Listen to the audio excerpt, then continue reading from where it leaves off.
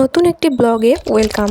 Hello everyone, আসসালামু আলাইকুম। This is me Rithi and welcome to my page Rithi sir. আজকে একটি ছোট্ট কেনাকাটার ব্লগ নিয়ে চলে আসলাম। কলেজ থেকে বের হয়ে বান্ধবী সহ চলে যাচ্ছি স্টেশন রোড দিয়ে সুপার মার্কেট। এখানে আমরা খুঁজছিলাম অ্যাজ এ গিফট কি দেয়া যায়।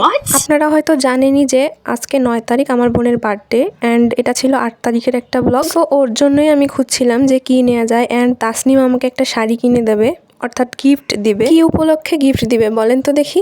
আচ্ছা, এখন আমরা সুপার মার্কেটের নিচে এসে ঘড়ির দোকান থেকে ঘড়ি নিয়ে নিলাম রিস্তার জন্য। অ্যান্ড এই ভিডিওটা আমি কালকে একটা রিলসে পোস্ট করেছিলাম এই ক্রাউনটার। বলেন তো এই ক্রাউনটা কি আমরা নিয়েছি? অ্যান্ড এখানে আমি ফোনের ক্যামেরায় দেখছিলাম যে কেমন লাগবে হিজাবের উপরে দিলে। দেন আমার জন্য শাড়ি চয়েস করছিল তাসনিম অ্যান্ড একটা শাড়ি আমাদের পছন্দ হয়ে যায়। এই লাল শাড়িটা অনেক ভালো লাগছিল। না এটা লাল নয়, এটা মেরুন। বাট আমি আগে মেরুন রেড কালারের শাড়ি পরেছিলাম, তাই এটা বাদ দিলাম। দেন আমাদের এই শাড়িটা পছন্দ হয়েছিল, পুরো শাড়িটাতেই কাজ করা ছিল চুমকি দিয়ে, বাট দাম মিলল না, তাই আমরা চলে গিয়েছিলাম। আবারও তাসনিম গিয়ে একটু দাম বাড়ায় বলে শাড়িটা নিয়ে দিল আমাকে। আমি কয়েকদিন যাবতই ভাবছিলাম যে এবার শাড়ি নিলে প্রিন্টের একটা ব্লাউজ নিব। সো এই শাড়ির সাথে মিল রেখে আমরা গজ কাপড় কিনে নিলাম। দেন এই যে দেখেন টায়ার্ডনেস ফেস। ব্যাক করার পথে রিস্তাবরির জন্য আমি একটা কেক নিয়ে নিয়েছিলাম। এই রোকনস ফুডের কেকগুলো খেতে অনেক টেস্টি লেগেছিল অ্যান্ড আমরা এখানে একটা পুডিংও খেয়ে নিয়েছিলাম, যেটা ভিডিওতে দিইনি। এটার লোকেশন হচ্ছে খামার মোড়, রংপুর। বলেন তো কোন কেকটা নিয়েছিলাম? যদিও আমার কেকের হাল রাতের বেলা একটা ভিডিও পোস্ট করেছিলাম, সেটাতে দেখেছিলেন।